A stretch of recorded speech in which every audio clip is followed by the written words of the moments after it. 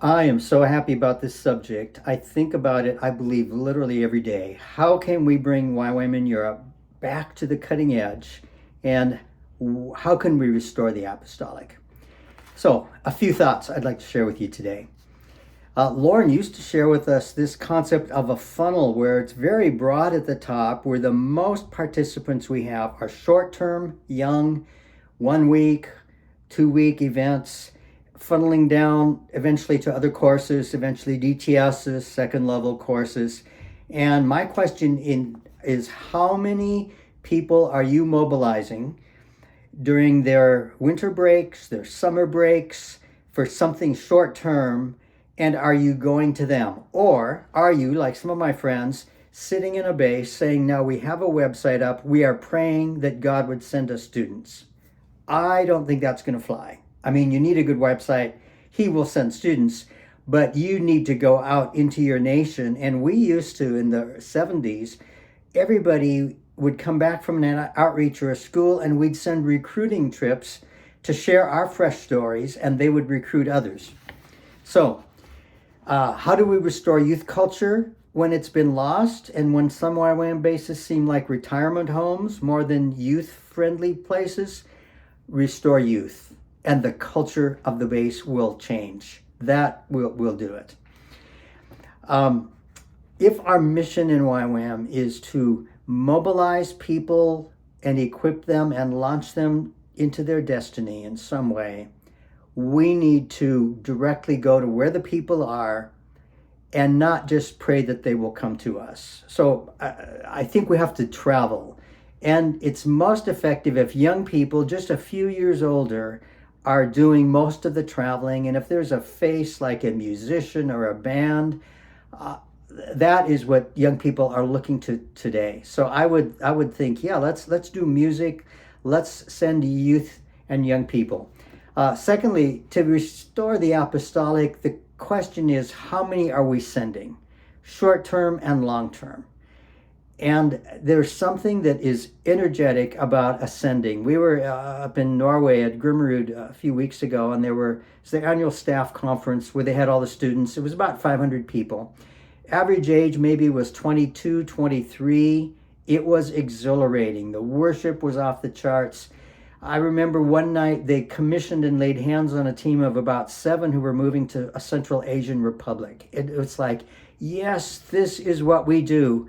We send and equip, and we are apostolic. So the more we send and gather to send, the more we will know the apostolic in our mission. Another question, what is the culture of your base? Are there a bunch of grumpy people who would rather not have young people there? Or is it a place where there are youth that are healthy, that are being championed, that are on a great adventure? Check the culture, because that is more important than the strategy and some of the other things that we do talk a lot about. But what is the feel for young people to be in your base or in your location? Another question about your nation. When YWAM started in Europe in the 70s, we were like the new kids on the block. We were one of the few places you could go to have wonderful worship and cutting edge teaching, and you could get prophetic words. That has changed. And there are churches and discipling programs all over Europe now that do it with a very much better way. I think we have to, again, become a voice. We have to become a face that's trusted and known. And there's ways we can do that in our nations. We have to make sure people know we're alive and we're participating. A few thoughts of how to be known in a nation. One is to partner with others. And I'm thinking of Timos and Maria down in Thessaloniki, where they're partnering with OM on a facility in the city for youth. Why not partner with other groups? Some of you have short-term programs, and I'd say it's probably the most important thing at your base is what happens in the summertime and what happens for the youngest, teenagers. Do you have teenage events and camps?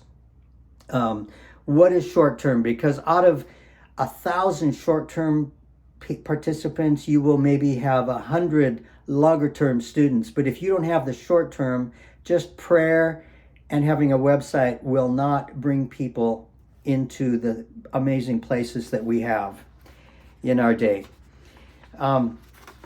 A few other thoughts is, if you have apostolic people in your base that are launching things, that are traveling through your nation and inviting people to adventures with God, that's wonderful. But if you don't, what you can do is you can piggyback off someone else who does. For instance, if I was on any smaller base in Europe, I would think, how about working with Bart from Constanza on the summer nightlife outreach possibilities? You could have church teams come with their team. They give the orientation, the training. It's a plug and play. You could mobilize into those cities in the party scene of Europe without having to create a program, because it already exists. So I would look to other events that are already happening that you could join and piggyback off if you don't have it in your own base.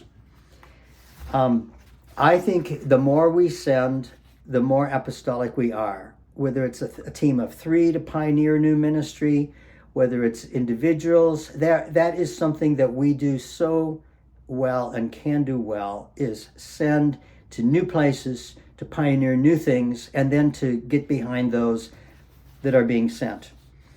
And have students, and believe in all the other things that we do. Finally, I think big events are not something that we do in every nation every year. But every 3 or 4 years, when there is one, I would recommend you join it. When I was 20, my parents wanted me to do something overseas. They said, Jim, there's a thing in Germany during the Olympic outreach. Why don't you go? So I went, and I saw something. There were 1,000 young people. I was 20 years old, and it's like I could see myself doing something like this for years, and it has been years. So big events are catalytic. They're a lot of work, but they give a high energy level, and it's easy to be a part of that. Somewhere in Europe, let's keep the short term, let's keep the youth, and let's let our numbers keep going down, because I think that in YWAM our secret is we have a lot of youthful energy and adventure, wanting to walk with Jesus, and a few wise older people that keep it safe and give input. What a great opportunity we have to see YWAM again emerge throughout Europe in fresh ways, in a fresh day. Let's pay attention to the culture, and let's believe we will again see multitudes of youth being mobilized into their destiny. Thank you.